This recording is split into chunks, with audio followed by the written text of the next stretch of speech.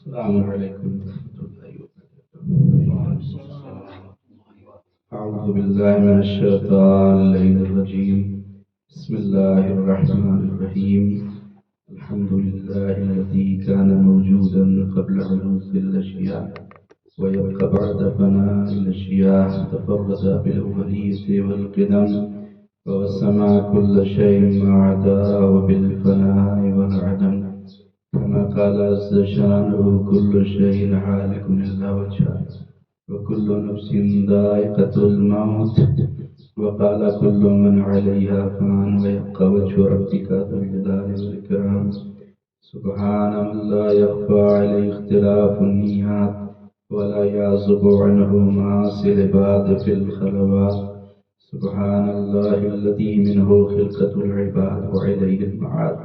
ومن يعمل مثقال ذرة خيرا يره ومن يعمل مثقال ذرة شرا يره. نشهد أن لا إله إلا هو الملك الذي لا ينازع في ملكه ولا يزاد في حكمه، يعذب من يشاء بما يشاء كيف يشاء، ويرحم من يشاء بما يشاء كيف يشاء. تعذيب المسيء عد وعفو تفضل. ثم الصلاة والسلام على أشرف الأنبياء والمرسلين وآله الطيبين الطاهرين المعصومين المظلومين الغر الميامين، ولعنة الدائمة الباقية على أعدائهم أجمعين. أما بعد، يا عباد الله، أوصيكم ونفسي بتقوى الله. نماز گزار عزیز، خطبہ اول کی ابتدا میں سب سے پہلے اپنے نفس کو اور اس کے بعد آپ تمام مؤمنین کو تقوی الہی، دینداری اور پرہیزگاری کی دعوت دیتا ہوں کہ جس کے ذریعے سے انسان اس دنیا میں اور آخرت کی زندگی میں کامیاب اور کامیاب ہو سکتا ہے۔ اعوذ باللہ من الشیطان الرجیم، بسم اللہ الرحمن الرحیم۔ والعصر إن الإنسان لفي خسر إلا الذين آمنوا وعملوا الصالحات وتواصوا بالحق وتواصوا بالصبر. اللهم صل على محمد وآل محمد. اللهم صل على محمد وآل محمد. اللهم صل على محمد وآل محمد. أعوذ بالله من الشيطان الرجيم. بسم الله الرحمن الرحيم. الحمد لله الذي لا إله إلا هو الحي الكريم، غافر الذنب وقابل التوب وهو الغفور الرحيم. سبحان من سبقت رحمته غضبه وبسط اليدين بالرحمة. سبحان من لم يكلف نفسا إلا دون وسعها وعفى عن السيئات ولم يجاز بها. إن الله وملائكته يصلون على النبي يا أيها الذين آمنوا صلوا عليه وسلموا تسليما. اللهم صل على محمد وآل محمد. اللهم صل على سيد المرسلين وشفيع المذنبين نبينا محمد صلى الله عليه وآله وسلم. اللهم صل على محمد وآل محمد. وعلى إمام المسلمين وقائد الغر المعجلين أمير المؤمنين علي بن أبي طالب. اللهم صل على محمد وآل محمد. وعلى سيدة النساء العالمين وبسطة خاتم النبيين سيدتنا فاطمة بنت رسول الله صلوات الله عليها. اللهم صل على محمد وآل محمد. وعلى الحسن المجتبى. اللهم صل على محمد وآل محمد. والحسين الشهيد بكربلاء. اللهم صل على محمد وآل محمد. وعلي بن الحسين. اللهم صل على محمد وآل محمد. ومحمد بن علي.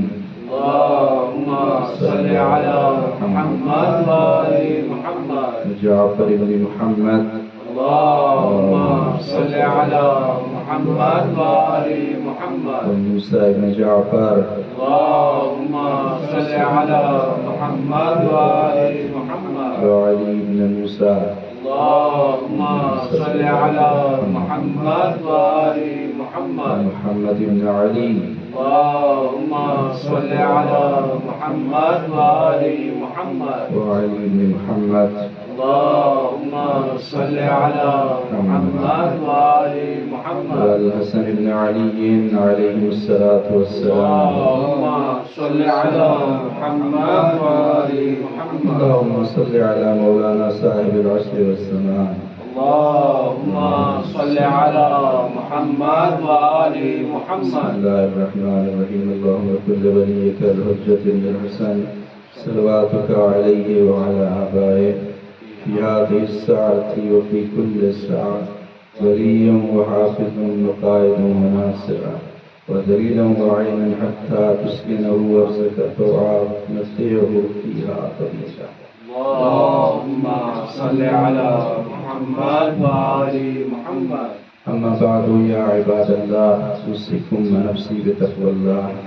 قال الله تعالى في القرآن الكريم بسم الله الرحمن الرحيم وأقيموا الصلاة وآتوا الزكاة وما تقدموا لأنفسكم من خير تجدوه عند الله إن الله بما تعملون بصير. نماز گزاران عزیز، سب سے پہلے میں اپنے نفس کو اور اس کے بعد تمام مومنین کو تقوی الہی، دینداری اور پرہیزگاری کی دعوت دیتا ہوں، جس کے ذریعے سے انسان اس دنیا میں اور اس دنیا کے بعد آخرت کی زندگی میں کامیاب اور کامران ہو سکتا ہے۔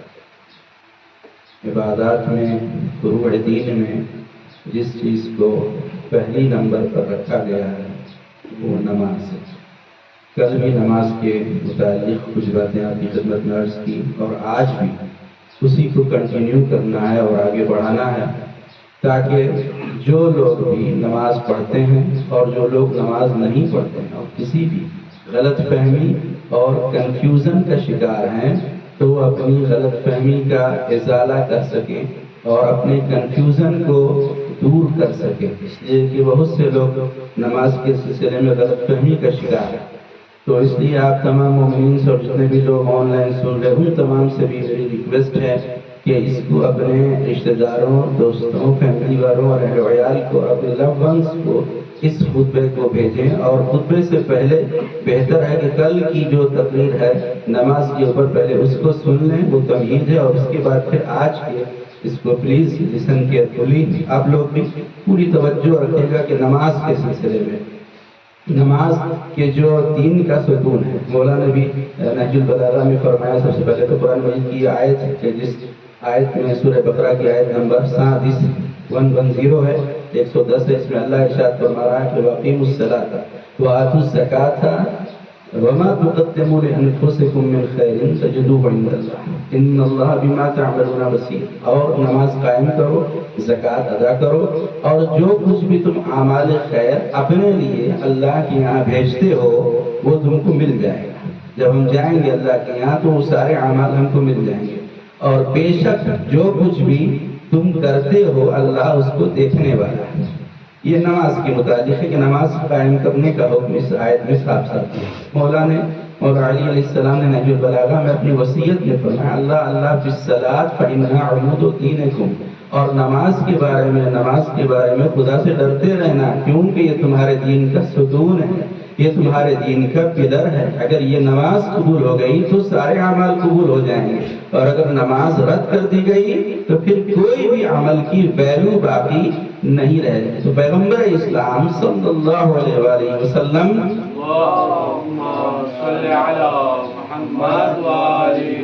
ارشاد فرماتے ہیں میری امت میں، میری جو امتی ہیں نمازی ہیں، امت میں ان کی 4 قسم ہیں۔ There are 4 types of مسلین in my ummah۔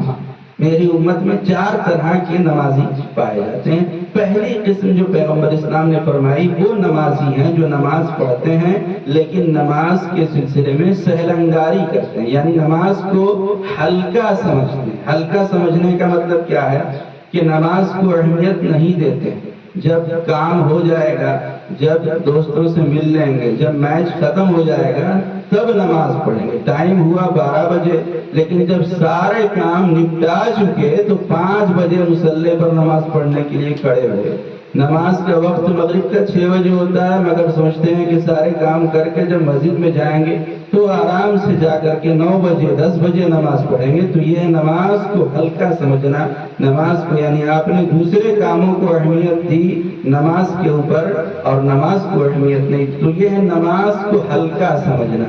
تو پیغمبر فرماتے پہلی قسم ان لوگوں کی ہے جو نمازی ہیں، مصلی ہیں، لیکن نماز کو ہلکا سمجھتے ہیں، تو ان کے لیے فیل ہے۔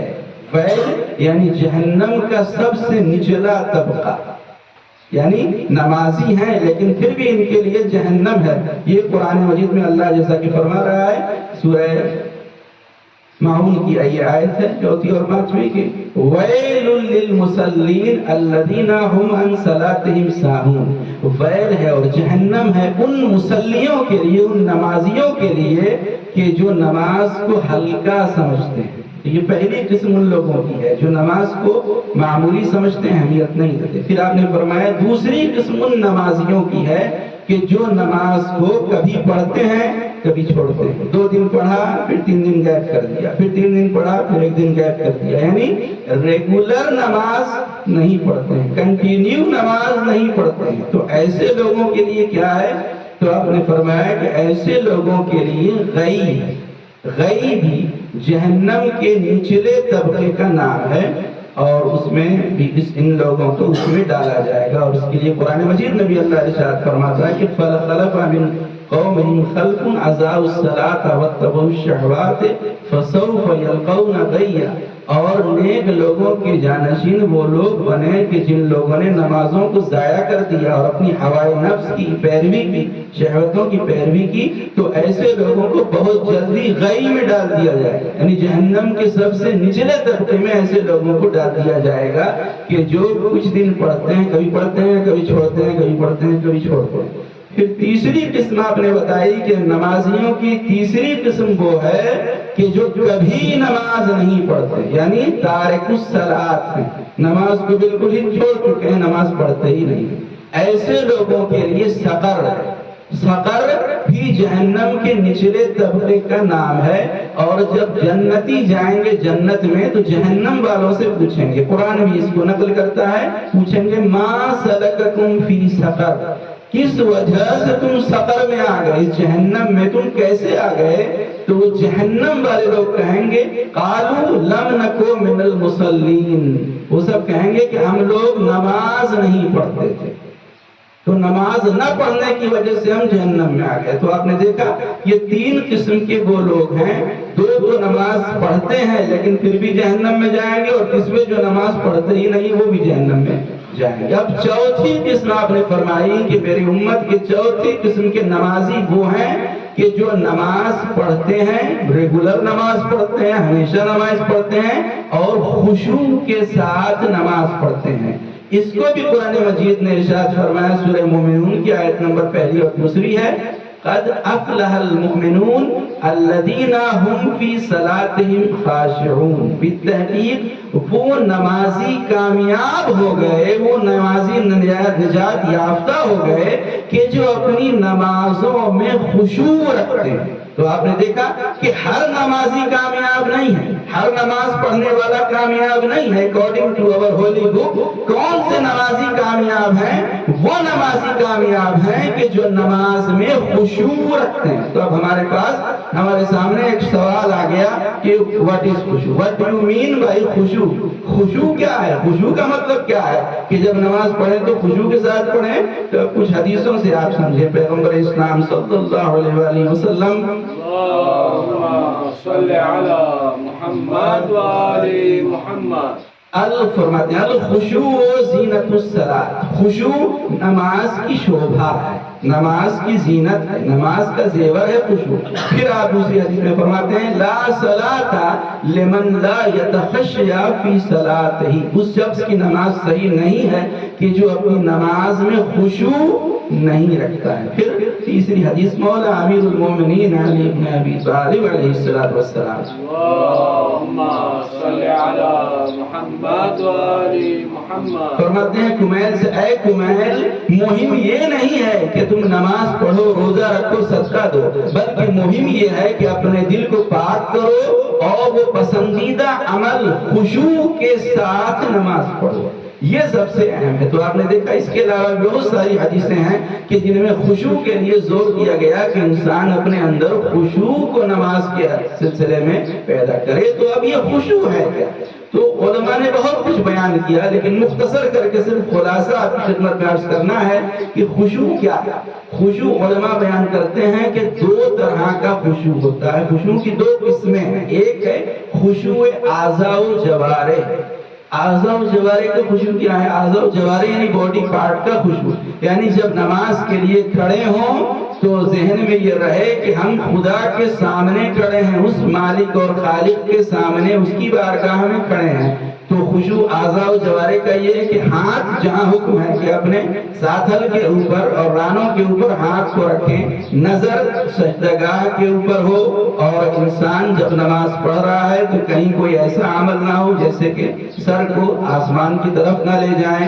کہیں کبھی ایسا ہوتا ہے کہ نماز پڑھنے کھڑی مچھر نے کاٹا تو فوراً مچھر کو بھی مارنے لگے، کبھی داڑھی میں کھجلی ہونے لگی تو داڑھی کی کھجلی کو کھجانے لگے، تو کبھی فون سامنے رکھا تو دیکھ لیا کون کال کر رہا ہے، کس کا میسج آیا ہے، نماز کی حالت میں ہی دیکھ لیا۔ تو یہ سب چیزیں ہیں جو اعضاء و جوارح کا جو خشوع ہے اس کو ختم کر دیتے ہیں۔ لہٰذا اعضاء و جوارح کا خشوع ضروری ہے کہ آپ کا جسم نماز کے وقت میں پورے طور پر خدا کی طرف متوجہ ہو اور کسی چیز کی طرف آپ کا دھیان نہ جائے، یہ اعضاء و جوارح کا خشوع۔ دوسرا خشوع کی جو قسم ہے وہ اس سے بھی زیادہ اہم اور ضروری ہے، اور وہ ہے خشوع قلبی، کہ جب نماز کے لیے کھڑے ہو رہے ہیں تو دل صرف خدا کی طرف متوجہ ہو، پھر دنیا کا خیال۔ اسی طرح روایت میں علماء نے بیان کیا کہ جب آپ دونوں ہاتھ اٹھا رہے ہو کہ اللہ اکبر، یعنی دونوں ہاتھوں کو اٹھانے کا مطلب یہ ہے کہ دنیا کی ساری چیزوں سے ہاتھوں کو اٹھا لیا اور کہہ دیا اللہ اکبر، یعنی خدا سب سے بڑا۔ اس کا مطلب یہ ہے کہ پیسہ بڑا نہیں ہے، شہرت بڑی نہیں ہے، عہدہ بڑا نہیں، سب سے بڑا خدا، اس کے علاوہ کوئی بڑا نہیں ہے۔ اور اسی لیے جو سب سے بڑا خدا کو سمجھ رہے تھے انہوں نے امریکہ کو بڑا نہیں سمجھا، اسرائیل سے نہیں ڈرے بلکہ اسرائیل کے اوپر اٹیک کر دیا۔ دیکھا آپ نے کس طریقے سے آج یہ میسج وائرل ہو رہا ہے کہ 56 شرمیلی بہنوں کا ایک اکلوتا بھائی ایران بھائی ہے، اور یہ سب کی سب بہنیں ہو گئی ہیں کیونکہ سب ڈر رہے ہیں، سب گھبرا رہے ہیں۔ لیکن جس نے خدا کو بڑا سمجھا تھا، اللہ اکبر کہا تھا کہ بس خدا بڑا ہے، وہ ڈرا نہیں، وہ گھبرایا نہیں۔ لہذا آج ہم دعا کرتے ہیں کہ اللہ ایران کو کامیابی عطا کرے۔ تمام دشمنان اسلام کے اوپر، صرف اسرائیل اور امریکہ نے جتنے بھی دشمنان اسلام ہیں اور اسلام کو ختم کرنا چاہتے ہیں، پیغمبر اسلام کے دشمن ہیں، آل رسول کے دشمن ہیں، اللہ ان سب ظالمین کو نیست و نابود فرمائے۔ تو جب ہاتھوں کو بلند کیا تو کہا اللہ اکبر، یعنی صرف خدا، یعنی دنیا کا خیال نہ آئے۔ لیکن ہوتا کیا ہے، ادھر ہم نے اللہ اکبر کہا، الحمدللہ رب العالمین، ابھی دکان کے پاس 3-4 گراہک آ گئے ہوں گے، جلدی سے جا کر دیکھنا ہے کہ وہ کیا کیا سامان لینے کے لیے آئے۔ الرحمن الرحیم، رات میں کھانے کو کیا بنے گا، گوشت بھی لانا ہے کہ رات کا کھانا تیار ہو۔ مالک یوم الدین، بچے آ گئے ہوں گے، کھیل رہے ہوں گے، ان کو ٹیوشن لے کر کے جانا ہے۔ تو جیسے ہی ہم سورہ الحمد شروع کرتے ہیں اور دنیاوی خیالات ایک کے بعد ایک آنے لگتے ہیں۔ اسی طرح ایک آدمی تھا تو اس نے اپنی الماری بند کی اور چابی رکھ کے کہیں بھول گیا۔ سب جگہ ڈھونڈتا رہا کہ چابی کہاں رکھا، لیکن کہیں چابی نہیں ملی۔ تو پھر اپنے پیر کے پاس گیا اور جا کے کہا میں نے الماری بند کی اور چابی کہاں رکھی، ملی نہیں رہی، آپ بتائیے۔ تو پیر بھی بہت پہنچا ہوا تھا، اس نے کہا جاؤ 2 رکعت نماز پڑھ لو۔ تو گیا 2 رکعت نماز پڑھنے کی، اللہ اکبر کہا، دنیا بھر کے خیالات آنے لگے کہ یہ ویسے ہی جب سارے خیالات آئے تو اس میں یہ بھی یاد آ گیا کہ چابی کہاں رکھی۔ تو دیکھا آپ نے کہ اسی طرح سے ایک مرتبہ نماز جماعت ہو رہی تھی، مولانا ظہر کی نماز جماعت پڑھا رہے تھے۔ جب نماز ظہر تمام ہوئی تو شک میں پڑ گئے کہ 3 رکعت ہوئی یا 4 رکعت۔ اب یقین میں آ ہی نہیں رہا ہے کہ کتنی پڑھی، تو لوگوں سے پوچھا، نمازیوں سے، کہ آپ لوگوں کو کیا یاد ہے کہ کتنی رکعت آج میں نے پڑھائی، ظہر کی 3 پڑھائی یا 4؟ لوگوں نے کہا ہم نے کسی کو یاد نہیں۔ ایک آدمی کھڑا ہوا اور کہا آپ نے آج ظہر کی 3 رکعت نماز پڑھائی۔ تو سب نے پوچھا کہ آپ کو کیسے پتا چلا؟ تو وہ کہتا ہے کہ میری 4 دکانیں ہیں اور 4 رکعت میں ایک دکان کا حساب کر لیتا تھا، تو آج میری 3 ہی دکان کا حساب ہوا، 4تھی دکان کا حساب نہیں کیا، اس لیے آپ نے آج 3 ہی رکعت نماز پڑھائی۔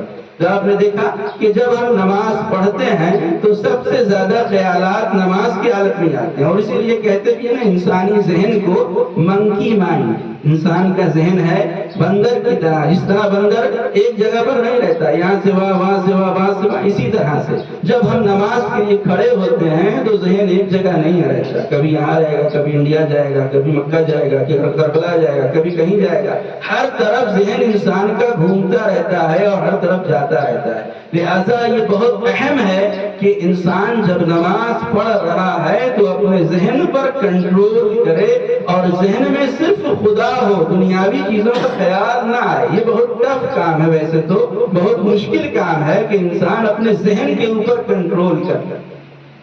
اب یہاں پر کچھ چیزیں علماء نے بیان کی ہیں کہ خشوع جو ہے، یہ خشوع انسان کیسے حاصل کرے، ذہن کو کیسے کنٹرول میں کرے۔ کچھ چیزیں یہاں پر بیان کر کے آگے بڑھوں گا کہ سب سے پہلی چیز جو بیان کی گئی وہ یہ کہ خدا کی ایسی معرفت کہ جس میں انسان خدا کو بڑا سمجھے اور دنیا کی ساری چیزوں کو چھوٹا سمجھے۔ اگر ایسی معرفت حاصل ہو جائے تو پھر جب اللہ اکبر کہے گا تو پھر کسی چیز کا خیال نہیں آئے گا، صرف خدا کا ہی خیال آئے گا، جب خدا کی ایسی معرفت اور اوڑھان حاصل ہو جائے، پہلی چیز۔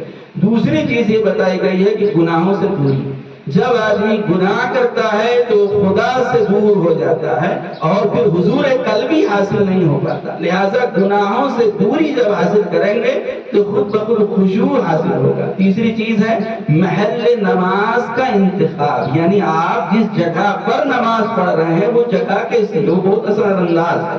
کہیں ایسی جگہ پر نماز پڑھ رہے ہو جہاں سے لوگ آ رہے ہیں جا رہے ہیں، تو ظاہر سی بات ہے کہ وہاں پر آپ ذہن کو اللہ کی طرف نہیں رکھ پائیں گے۔ اسی لیے مکروہ ہے کہ اندھیرے میں نماز پڑھنا مکروہ ہے، اندھیرے میں نماز نہ پڑھیں، جہاں سے لوگ گزر رہے ہیں وہاں پر نماز نہ پڑھیں۔ اسی طرح چراغ جل رہا ہو اس کے سامنے نماز آپ نہ پڑھیں، دروازہ کھلا ہوا ہو اس کے سامنے نماز نہ پڑھیں۔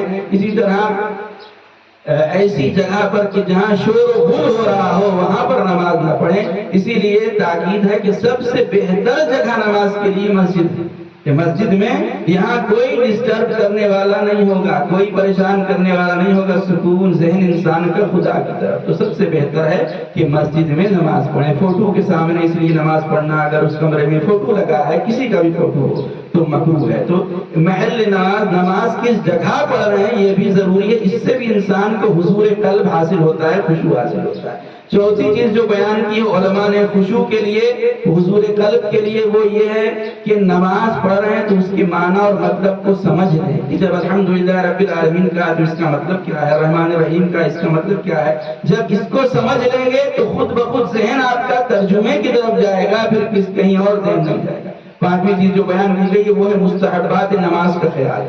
اگر حضور قلب چاہتے ہیں نماز میں ساری مستحب چیزوں کی رعایت کریں جو بھی کہا گیا، جیسے استغفر اللہ ربی واتوب الیہ سجدے سے اٹھ کر بیچ میں کہیں، بحول اللہ کہیں، پہلے اذان دیں، اقامت دیں، مستحبات کی رعایت کریں گے تو خود بخود آپ کے اندر حضور قلب شروع ہو جائے گا۔ اور آخری چیز جو بیان کی علماء نے وہ سب سے اہم ہے، وہ ہے practice makes man perfect. Practice کریں گے تو آدمی پرفیکٹ ہوتا جائے گا۔ 2 رکعت نماز پڑھیے سوچ کر کہ آج میں دنیا کا خیال ذہن میں نہیں لاؤں گا، شروع میں کم ہوگا مگر دھیرے دھیرے جیسے جیسے پریکٹس کرتے جائیں گے ویسے ویسے آپ کے اندر پرفیکشن آتا جائے گا، اور ایک وقت وہ آئے گا کہ صرف خدا کا خیال آئے گا اور کسی کا خیال نہیں آئے گا۔ اس طرح ائمہ معصومین کے لیے ملتا ہے، پیغمبر اسلام کے لیے ملتا ہے کہ جب نماز کے لیے کھڑے ہوتے چہرے کا رنگ بدل جاتا تھا اور آپ کا چہرے کا رنگ بدل جاتا تھا اور صرف خدا کی طرف متوجہ ہے۔ تو مولا علی کے لیے ملتا ہے کہ وہ کانپنے لگتے تھے جب نماز کے لیے کھڑے ہوتے تھے، اور ایک جنگ میں جب تیر لگ گیا پیر میں اور ایسا درد تھا کہ کسی کو ہاتھ لگانے نہیں دے رہے تھے، تو پیغمبر اسلام نے کہا علی جب نماز کی حالت میں ہو تب تیر کو کھینچ لینا، اور وہی ہوا۔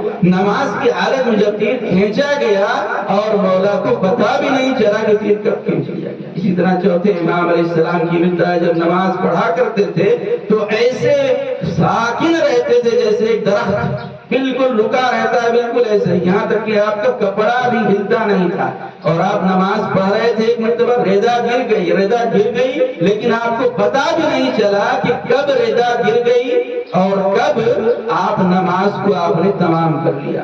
تو یہ ساری مثالیں ہیں ائمہ معصومین کی کہ جس سے ہمیں پتا چلتا ہے کہ نماز کس طرح سے ادا کرنا ہے، خشوع قلبی کے ساتھ۔ آخر میں ایک مرتبہ پیغمبر اسلام کے پاس ایک چاہنے والا آیا اور 2 اونٹ لا کر دیا، ایک اونٹ لمبا تھا اور ایک موٹا تھا، موٹا یعنی گجراتی میں جاڑا تھا۔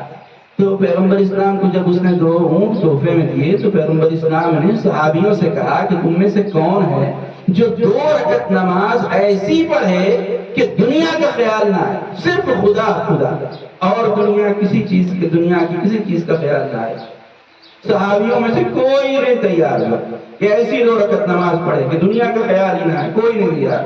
دوسری مرتبہ کہا، پھر کوئی نہیں، تیسری مرتبہ کہا تو مولا علی علیہ السلام کے کہ یا رسول اللہ میں ایسی نماز پڑھ کر دکھاؤں گا کہ دنیا کا خیال نہیں آئے گا، صرف خدا کا خیال آئے۔ بس مولا نے 2 رکعت نماز پڑھی، اور 2 رکعت نماز جب تمام کر چکے تو پیغمبر اسلام نے کہا یا علی آپ جب سلام پڑھ رہے تھے تو آپ کو دنیا کا خیال آیا؟ جیسے ہی پیغمبر اسلام نے کہا تو جبریل حکم خدا سے نازل ہوئے اور جبریل نے کہا یا رسول اللہ آپ وہ ان 2 اونٹوں میں سے ایک اونٹ جو بڑا ہے جو لمبا ہے وہ علی کو دے دیجئے، اور آپ جو کہہ رہے ہیں کہ علی کے یہاں دنیا کا خیال آیا تو علی کے یہاں یہ خیال آیا تھا کہ اے پروردگار جب میں نماز پوری کر لوں گا تو بڑا اونٹ لے لوں تاکہ اس اونٹ کی قربانی کر کے میں راہ خدا میں صدقہ دے دوں۔ تو وہ خیال بھی خدا کے لیے ہی تھا کہ راہ خدا میں صدقہ دینا تھا۔ تو آپ نے دیکھا کہ کس طرح سے مولا نے، معصوم ہی ایسی نماز پڑھ سکتا ہے کہ دنیا کا خیال نہ آئے، صرف خدا کا خیال آئے۔ لہذا کوشش کرنا ہمارا کام ہے، اگر ہم کوشش کریں گے تو 100% نہیں تو کم سے کم 195% تک تو ہم ضرور پہنچ سکتے ہیں اگر ہم محنت کریں گے۔ آئیے ہم سب مل کر اللہ کی بارگاہ میں دعا کرتے ہیں کہ پروردگار ہمیں ان قرآنی آیتوں اور حدیثوں پر عمل کرنے کی توفیق عطا فرما۔ ہم سب تیرے گناہ گار بندے ہیں، ہمارے تمام گناہان کبیرہ اور صغیرہ کو معاف فرما۔ پروردگار ہماری عبادتوں کو اپنی بارگاہ میں قبول فرما۔ ہم سب کو گناہان کبیرہ اور صغیرہ سے بچنے کی توفیق عطا فرما۔ ہمیں جو لوگ پریشان حال ہیں ان کی پریشانیوں، دکھ اور تکلیفوں کو دور فرما۔